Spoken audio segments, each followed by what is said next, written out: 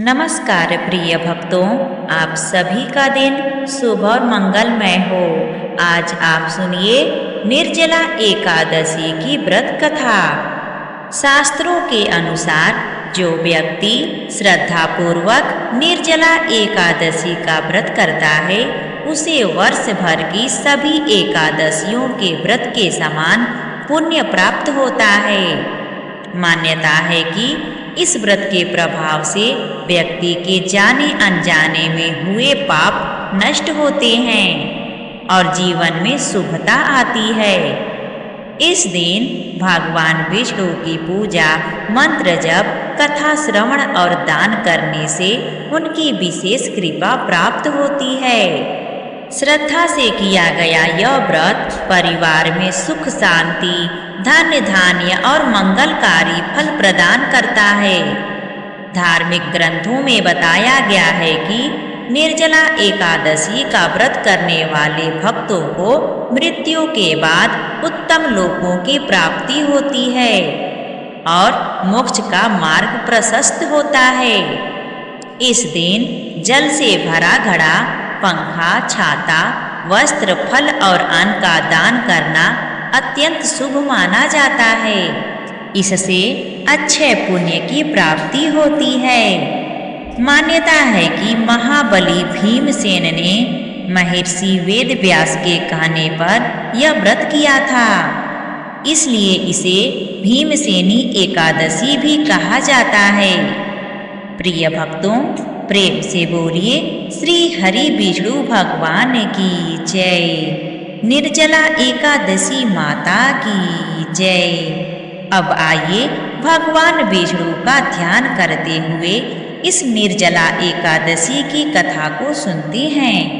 एक बार भीमसेन व्यास जी से कहने लगे कि हे पितामह, भ्राता युधिष्ठिर, माता कुंती, द्रौपदी, अर्जुन, नकुल और सहदेव आदि सब एकादशी का व्रत करने को कहते हैं, परंतु महाराज मैं उनसे कहता हूँ कि भाई, मैं भगवान की शक्ति पूजा आदि तो कर सकता हूँ, दान भी दे सकता हूँ, परंतु भोजन के बिना नहीं रह सकता।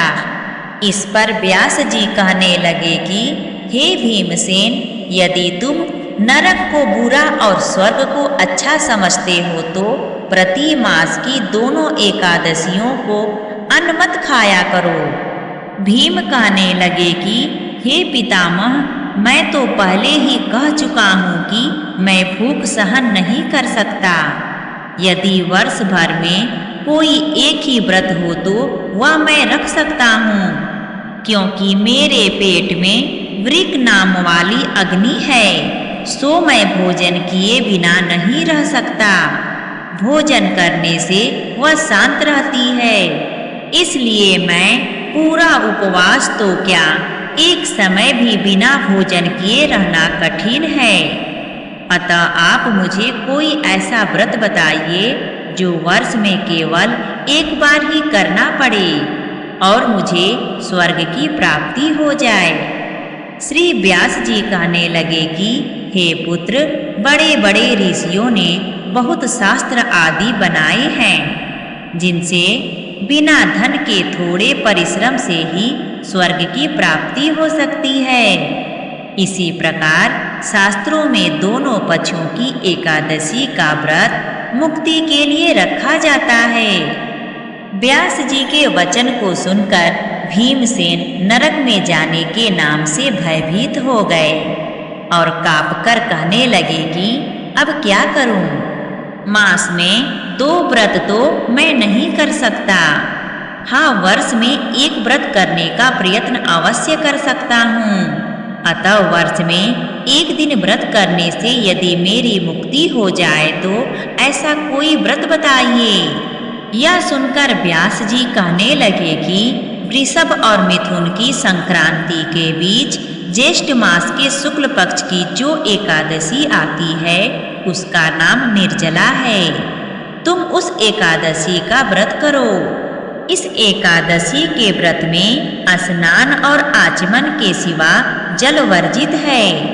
आचमन में 6 मासे से अधिक जल नहीं होना चाहिए, अन्यथा वह मद्यपान के सदृश हो जाता है। इस दिन भोजन नहीं करना चाहिए, क्योंकि भोजन करने से व्रत नष्ट हो जाता है। यदि एकादशी को सूर्योदय से लेकर द्वादशी के सूर्योदय तक जल ग्रहण न करे तो उसे सारी एकादशियों के व्रत का फल प्राप्त होता है। द्वादशी को सूर्योदय से पहले उठकर स्नान आदि करके ब्राह्मणों को दान आदि देना चाहिए। इसके पश्चात भूखे और सत्पात्र ब्राह्मणों को भोजन कराकर फिर आप भोजन कर लेना।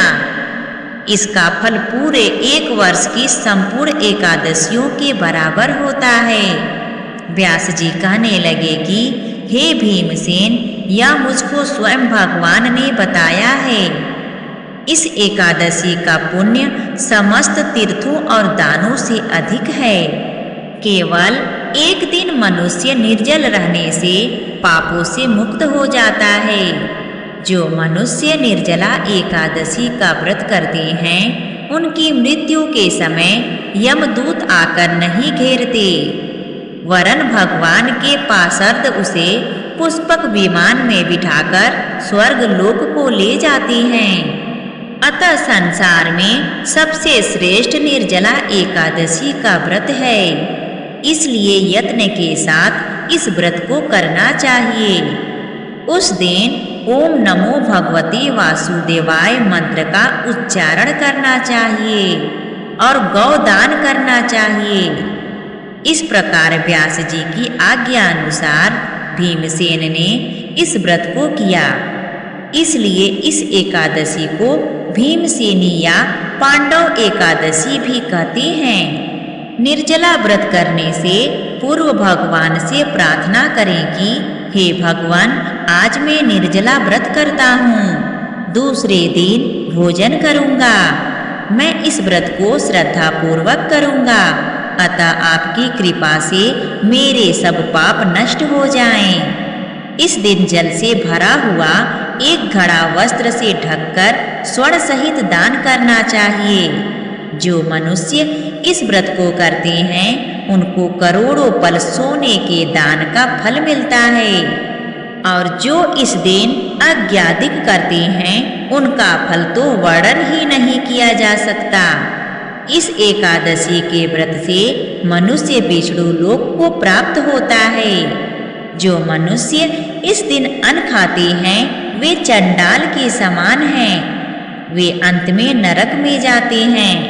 जिसने भी निर्जला एकादशी का व्रत किया है, वह चाहे ब्रह्म हत्यारा हो, मद्यपान करता हो, चोरी की हो या गुरु के साथ द्वेष किया हो, मगर इस व्रत के प्रभाव से स्वर्ग को जाता है।